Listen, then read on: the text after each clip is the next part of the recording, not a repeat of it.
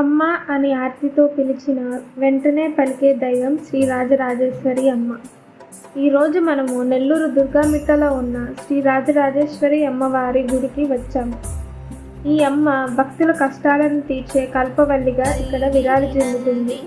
ఈ గుడిని శ్రీ రాజరాజేశ్వరి పీఠాధిపతులు శ్రీ శ్రీ శ్రీ అరుణ్ జ్యోతి నటరాజమూర్తి స్వామివారు మరియు శ్రీ చంద్రశేఖరేంద్ర సరస్వతి స్వామివారి తేజోదీక్షణం వలన ముగురమ్మర మూలకుటమ్మ స్థానమై 1968లో ఒకనొక శుభముహూర్తంలో శ్రీ చంద్రశేఖరేంద్ర సరస్వతి స్వామివారి పవిత్ర హస్తాలతో శ్రీ అమ్మవారి ఆలయమునకు శంకుస్థాపన జరిగింది. గాలిగోపురం దాటి గుడిలో కడుగుబెట్టి పాదాలు కడుక్కొని ఎదురుగా ఉన్న దేవస్థానానికి నమస్కరించి మెడంచేతి పక్కకు తిరుగుగా శివయ్య సుందరేశ్వర స్వామి మన ఎదురుగా ఉంటారు. ఆయనకి వెడని పక్కగా జ్యోతిర్లింగాలు వరుసగా ఉంటాయి. త్రిజన్మ పాప సంహారం ఏకబిల్వం శివార్పణం త్రిశాఖైః బిల్వపత్రైశ్చ అచ్ఛిద్రైః కోమలైః శుభైః తవ పూజాం కరిష్యామి ఏకబిల్వం శివార్పణం కోటికన్యా మహాదానం తిలపర్వతకోటయః కాంచనం శైలదానేన ఏకబిల్వం శివార్పణం కాశీక్షేత్ర నివాసం చ కాలభైరవ దర్శనం ప్రయాగే మాధవం దృష్ట్వా.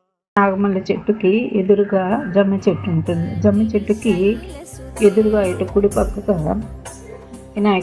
వినాయకుడికి నమస్కరించుకొని ఇటు వెడమ చేతి పక్క దక్షిణామూర్తి గారికి ప్రతి గురువారము అభిషేకము, అర్చనలు, శనగల మాలలు, భక్తులు అనేక మంది వచ్చి అనేక రకాలుగా స్వామిని పూజించుకుంటారు. ఎడం పక్క దుర్గాదేవి ఉంటుంది. అమ్మవారిని సేవించుకుని పక్కనే ఉన్న కాలభైరవుడికి ప్రతి ఆదివారము పోషణ దీపము అంటే గుమ్మడికాయ దీపాలు వెలిగిస్తారు. ఆయన్ని సేవిస్తూ అభిషేకం చేసి ఆదివారము అమావాస్యకి పూజలు చేస్తారు.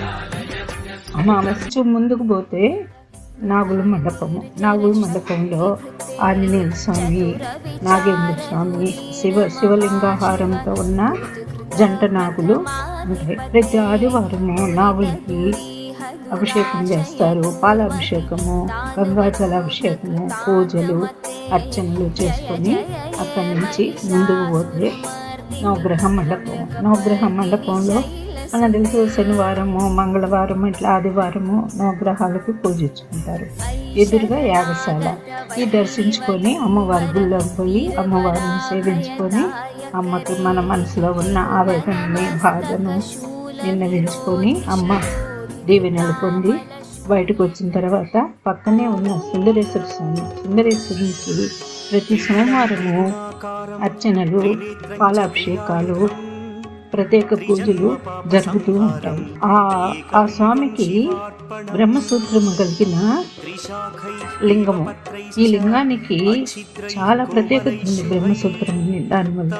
అందుకని ప్రత్యేకంగా శ్రద్ధతో ఎంతో మంది ఎన్నో విధాల ఆ స్వామికి పూజలు చేస్తారు. ఈ బ్రహ్మసూత్రము చాలా ప్రాముఖ్యత కలిగింది. దీని గురించి మనం ఇంకొకసారి వివరించుకున్నాము.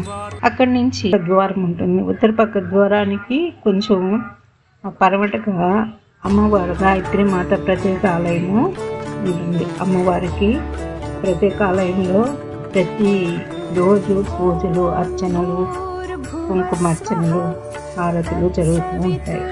గాయత్రి మాతను దర్శించుకొని మనము మళ్ళా రాజరాజేశ్వరి మండపంలోకి వచ్చి కూర్చుంటాం. ఈ రాజరాజేశ్వరికి ప్రతి శుక్రవారము అన్నదానం జరుగుతుంది. విశేష దినాలలో కూడా అన్నదానము ఇచ్చట జరుగుతూ ఉంటుంది. ప్రతి మంగళవారం, శుక్రవారము నవగ్రహ దీపాలు ఇచ్చట వెలిగించి మహిళలు కొల్లలుగా వచ్చి అమ్మవారిని సేవించుకుంటూ ఉంటారు. రాజరాజేశ్వరి మాత అనుగ్రహము అందరికీ కలగాలని కోరుకుంటూ సెలవు.